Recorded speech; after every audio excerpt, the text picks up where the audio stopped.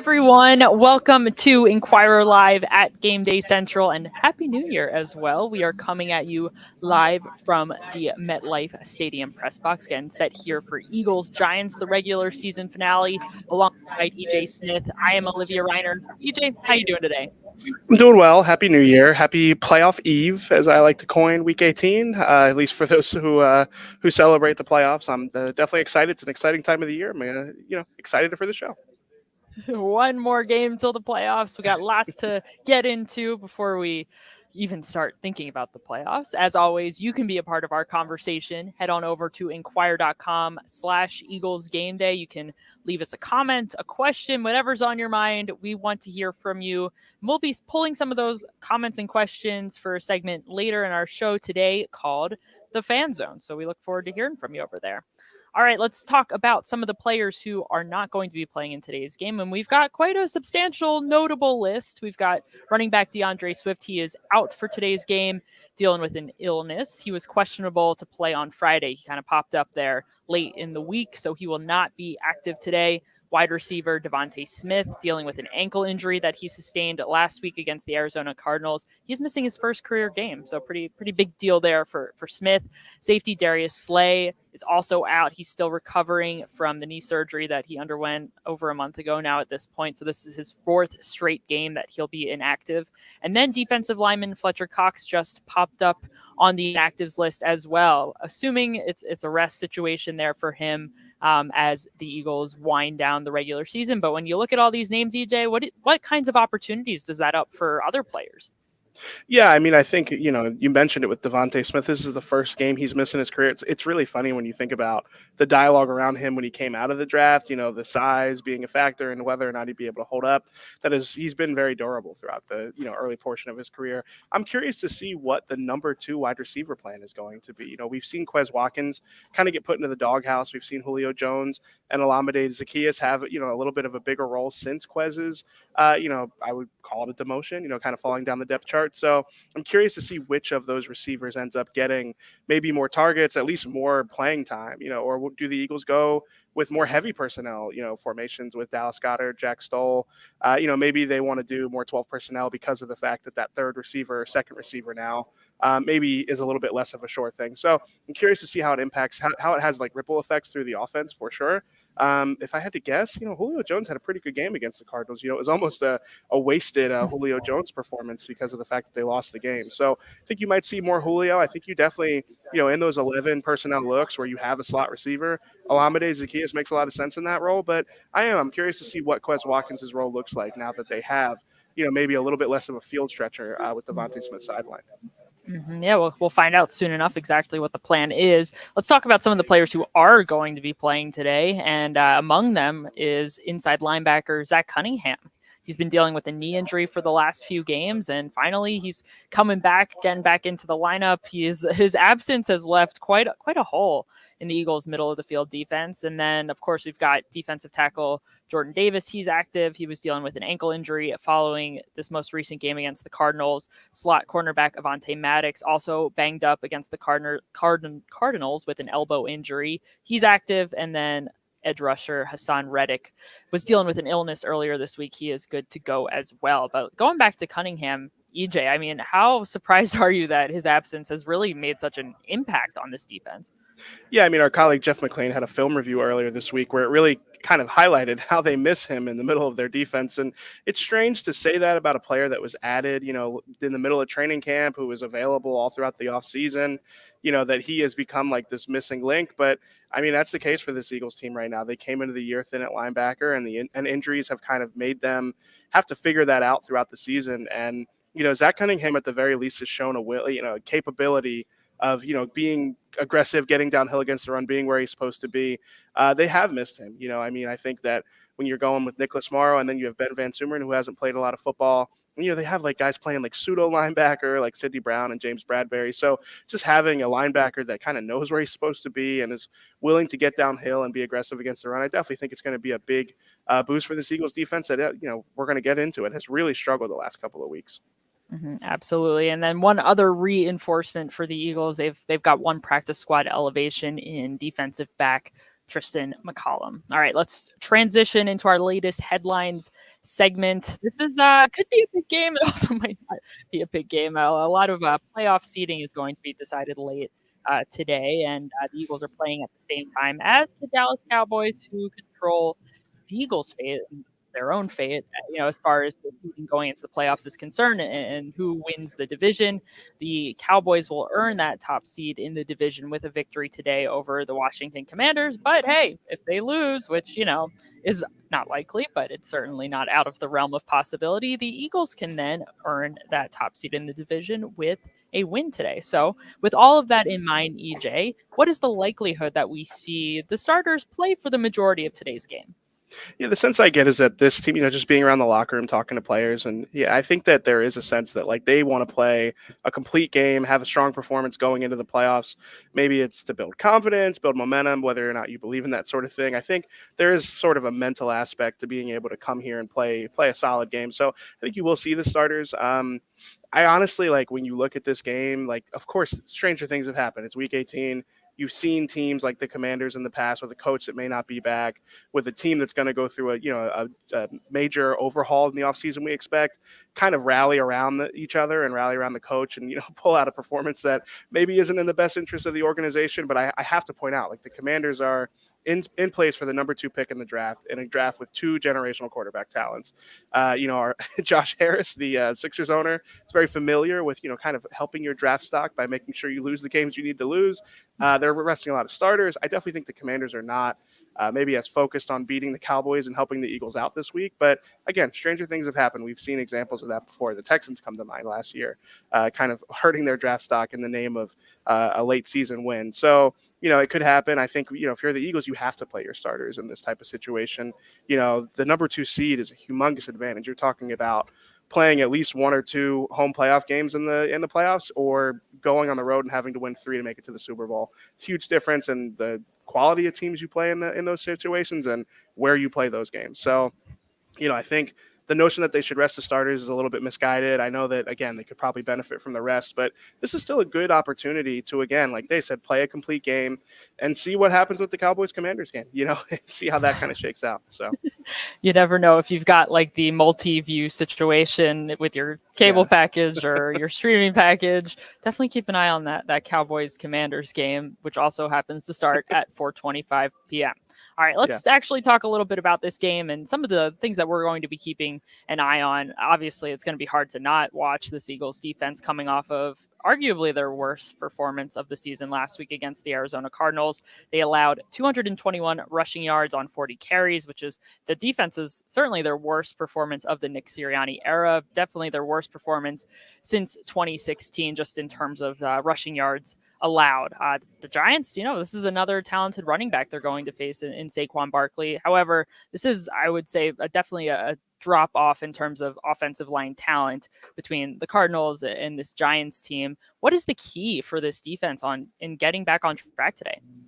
Yeah, you hear from players, it's a little bit of a 1-2 thing. I think stopping the run is a little bit, you hear players say this, it's kind of a cliche, but I think there's some validity to it. It's almost a mentality. It's, obviously there's some organizational things, a defensive or de facto defensive coordinator, Matt Patricia, talked earlier in the week about run fits and kind of being able to handle, sort out individual assignments, gap discipline, guys being where they're supposed to be. I think there's a big part of that, but it's also just a matter of, we talk so much about the Eagles pass rush and how much they've invested in the defensive front.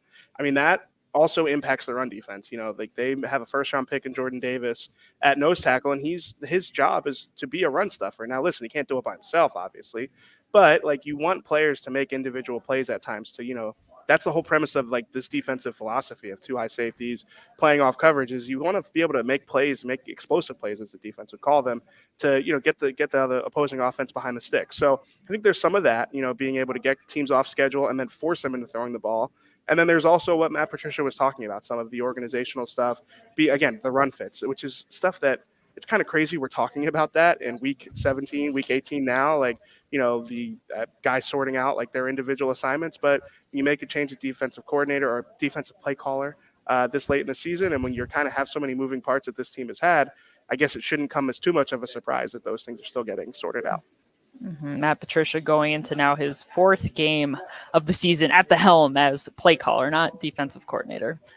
don't ask me what the difference is, I guess, in this case. Anyway, for better or for worse, given how bad the Eagles' defense has been lately, a lot of pressure has been on the offense to just compensate for it, really asking them, in a sense, to be nearly perfect, especially this most recent game against the Cardinals. A.J. Brown, obviously a huge part of this Eagles offense. His last 6 games have pretty much, I would say, stood in stark contrast to earlier this season when he racked up 6 consecutive games, posting over 125 receiving yards per game.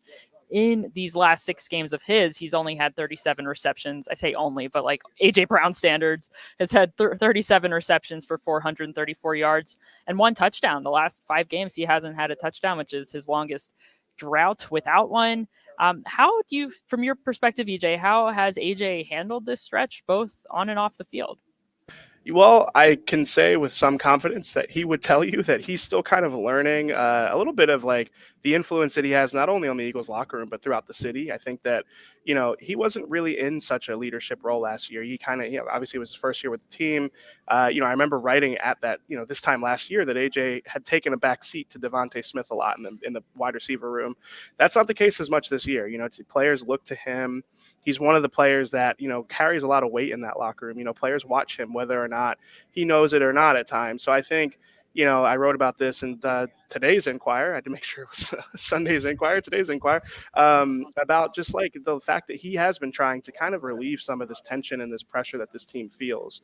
This has been a hard year. I mean, obviously coming off the Super Bowl and the expectations, not only that they feel for themselves, but that they kind of sense from the outside.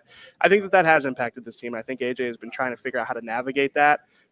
He told me this week, like, if you saw how I would handle it, AJ says like I would just put my head down and work, but you can't do that as much when you're a leader of the team. Players kind of sense that, and it causes more of that tension. So I think again, it's something he's been navigating. I think again, he's just the type of guy who hasn't necessarily been in this type of scenario before, where he has so much influence on the players around him, and again, this leadership role is a little bit newer to him. So I think that. Again, I can understand a little bit of where he's coming from on like if you're just one of the guys, you can sort of handle it however you want. He maybe doesn't have that privilege anymore. Jalen Hurts told us earlier before the season, heavy is the head. I think that sort of applies to AJ a little bit here too. Mm-hmm. Highly recommend checking out EJ's story in today's Inquirer, or you can head on over online. I might as well plug this too one more time, inquirer.com/Eagles Gameday. After you're done reading EJ's story, you can leave us a question or a comment.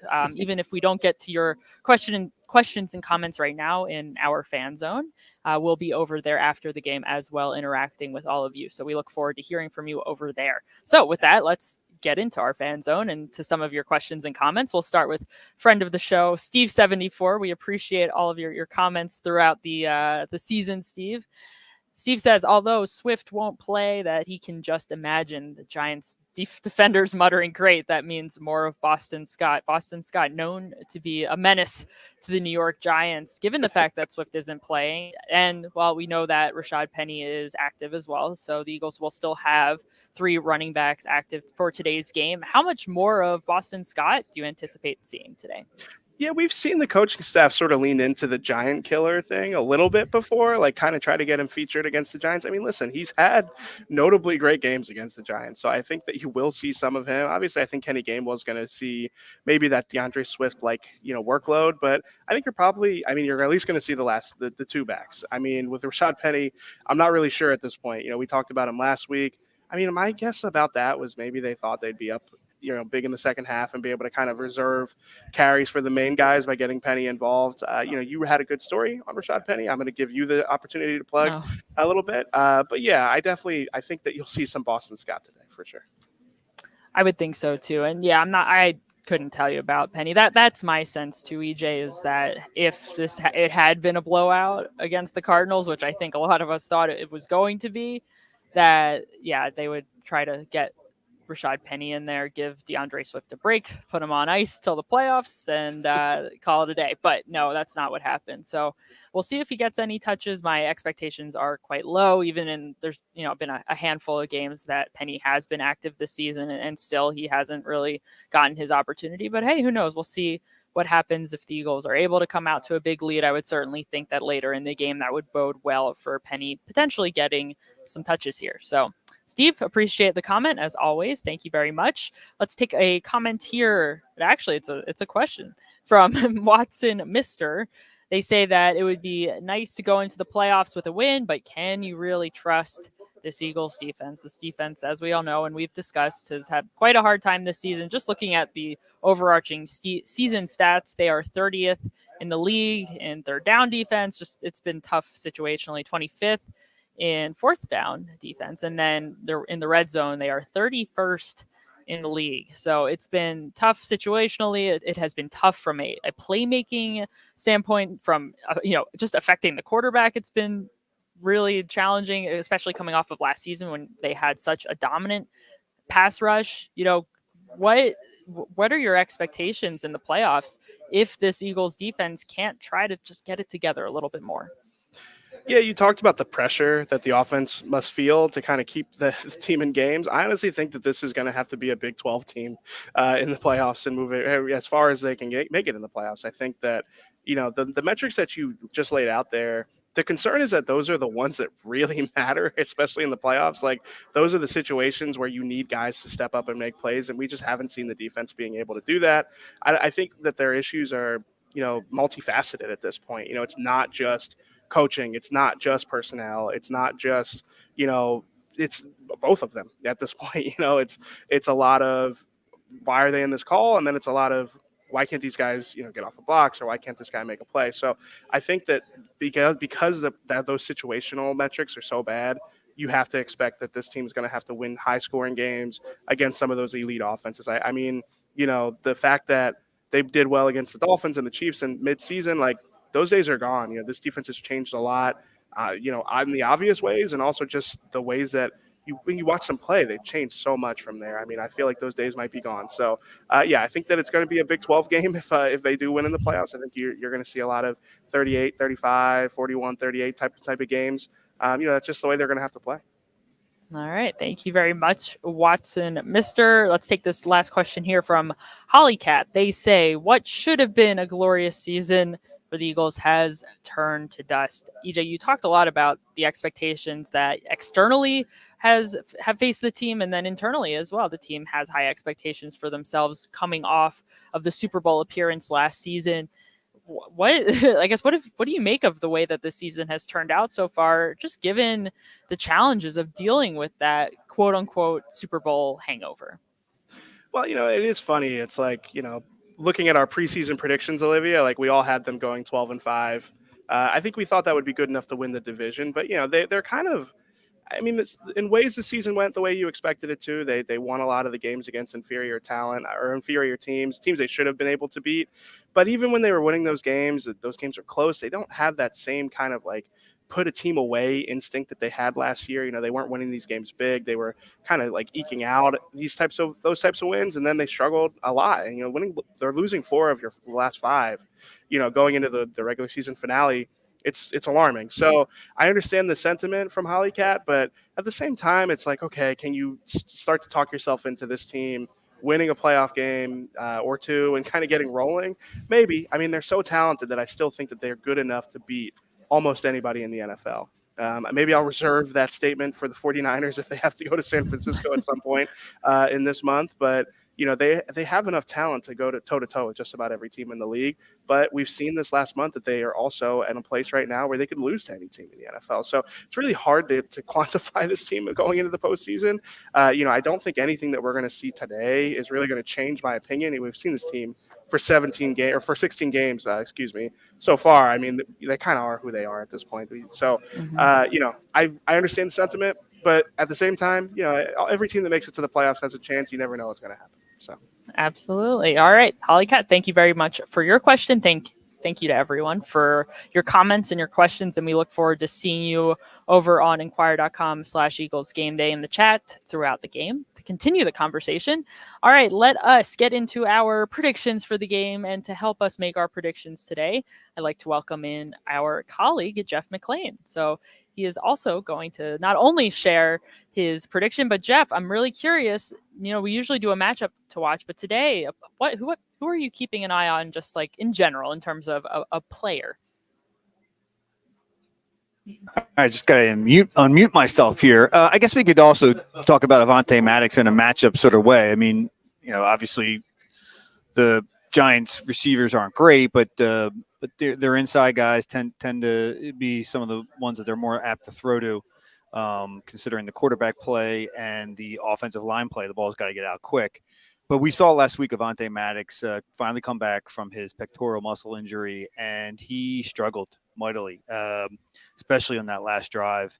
And, in his defense, this is a guy that was just coming off an injury. Yeah, he had a few weeks of practice once they put him once he was able to start practicing again. And not only that, but he's walking into not a completely new scheme, but he's walking into a new situation with a new defensive coordinator who's implementing new ideas from his scheme. So it was a tough ask for Avonte. And it might have been one of the worst games that he's ever performed. And I think with Avonte, obviously this is a guy that's going to be instrumental once they get in the playoffs. They're going to probably stick with him in the slot. I mean, that's his position.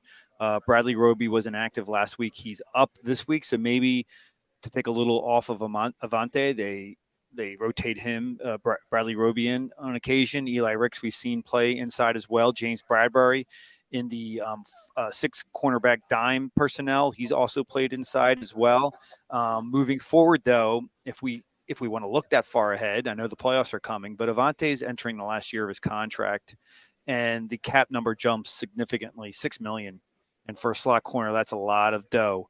And with James Bradbury struggling on the outside and probably more apt to return considering his contract situation, I'd wonder if the Eagles, and they have some young guys as well, I wonder if this could be the last we see of Avonte Maddox.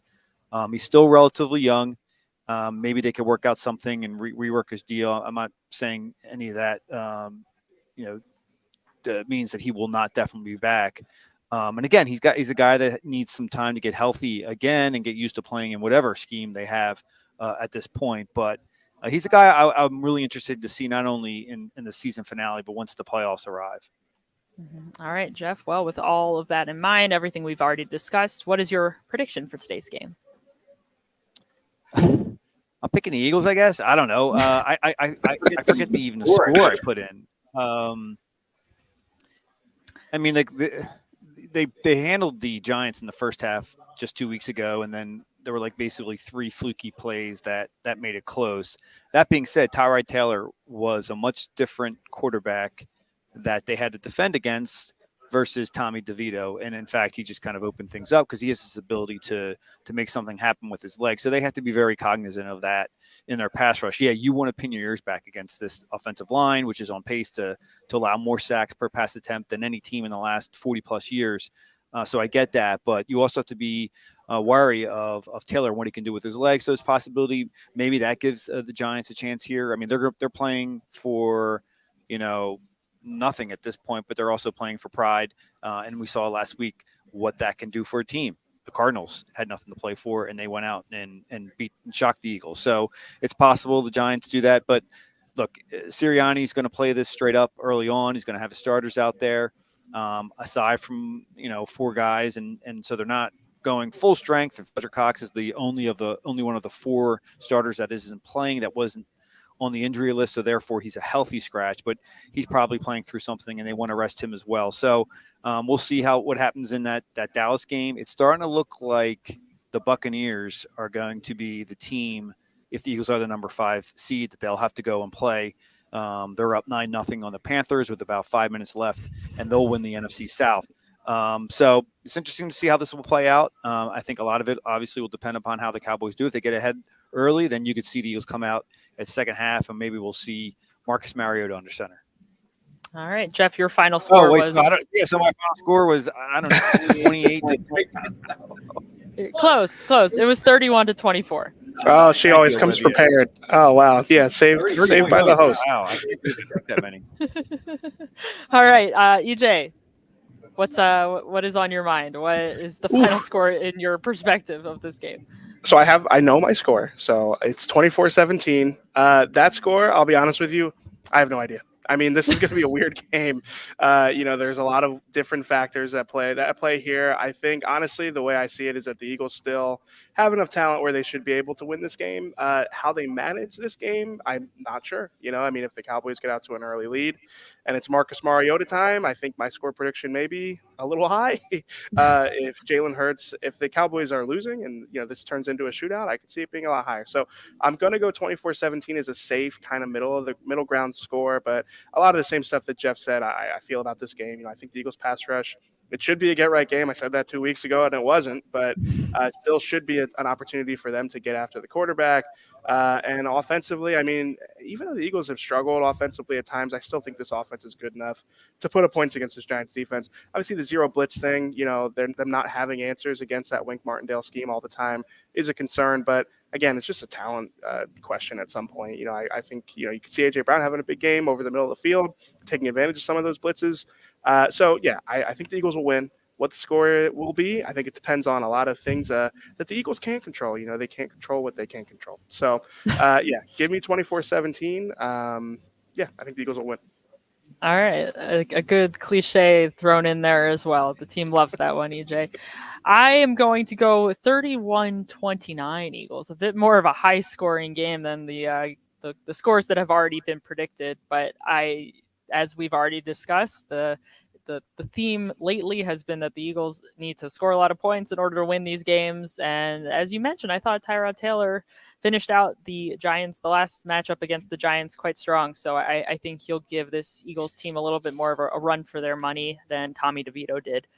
But as has already been mentioned, I see that this Eagles team still on paper has the talent to beat this Giants team. So I'm keeping the score pretty close for now. Who knows what's going to happen? It feels like these days, regardless of what the logic that we put into these decisions, something else already happens, but it's all good. All good. All right, Jeff. Well, thank you very much for joining us. It's always a pleasure to have you, and we will see you next time. All right. Thanks. All right, EJ, time for maybe my third favorite segment of our show. Yeah, we need you to rank the segments. We need This is important. This is an important conversation here. Our player picks. We've talked about a lot of different players throughout our show today, a lot of matchups that we'll be keeping an eye on. However, EJ, who is one of maybe the players that we haven't mentioned yet in today's show that you'll be keeping an eye on in today's game?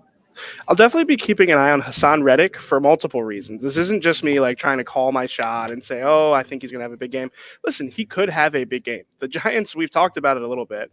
They are unprecedented. They're the amount of sacks they've given up this year is unprecedented.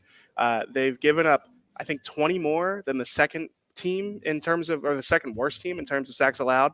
So the gap between them and number 2 is the same as the gap between 2 and number 11. So, it's just, it really is confounding that the Eagles weren't able to get to the quarterback more than once in week 16. So I think Hassan Reddick could have a big game here, but at the very least, I'm curious to see how the defense uses him. He had 7 coverage snaps against the Cardinals. I think some of that was a little bit of him, doing some of the dirty work for other people to be able to rush, which is a little bit of a strange thing to do with, your most productive edge rusher. But I also think that some of it was just the Cardinals getting them in some disadvantageous looks with hurry up offense, kind of getting into formations that forced him into coverage. So whether the Giants watch that tape and are like, oh, maybe we can get them here, or maybe it's just this is the Matt Patricia way, is your edge rushers need to be able to drop to kind of free things up for other people. I'm curious to see how he's used, and if he's used the way that we're used to seeing him used, as a full-time pass rusher, the type of player that kind of that position saved his career in a way. I mean, the Cardinals used him as an off-ball linebacker, and he was kind of headed for NFL obscurity until he was moved to being a full-time pass rusher. If we see him used that way, I could see him having a big game. So, whether or not I think he's going to, it's more about me feeling like I'm going to be keeping a close eye to see how he's utilized today. All right, that's what this is all about. It doesn't necessarily mean that they're going to have a big game, but I'm out of the prediction game ever since my Devontae Smith debacle for 5 straight weeks. So, well, I don't know if I'm taking a different approach than you are, but my pick, I'm going a little bit off the board because typically I try to take some home run swings during this portion of our show. But today, it's a little bit less of a home run swing, in my opinion. But EJ, you had mentioned earlier in the show with Devontae Smith being out, what are the Eagles going to do in terms of filling in those number 2 receiver snaps? But I think big picture too, will they lean more into 12 personnel? Will we see a couple of tight ends thrown out there occasionally more often? And so for that reason, I'm going to pick Grant Calcaterra for my player to watch. I think that's a home run swing. I think that's a pretty, all right. like those are high odds. Like that's a good one. I like it. But I feel a home run in this case, I'm saying maybe a couple of targets. It would be my home run swing here. And he had a couple of targets in this most recent game against the Giants. 2 receptions for 21 yards. His first target of the season and his most recent targets of the season as well. So we'll see if he ends up getting involved a little bit more as in the passing game, not just from a blocking standpoint, but also just getting involved, getting some targets out there. So we'll see. All right, everybody, that is going to do it for us today. Thank you so much for joining us here on Inquire Live at Gameday Central. You can stick around over on inquire.com/Eagles Gameday. We're going to be chatting it up over there throughout the game, and we would love to hear from you. We'll be live and sharing all of our thoughts, so we will see you over there soon.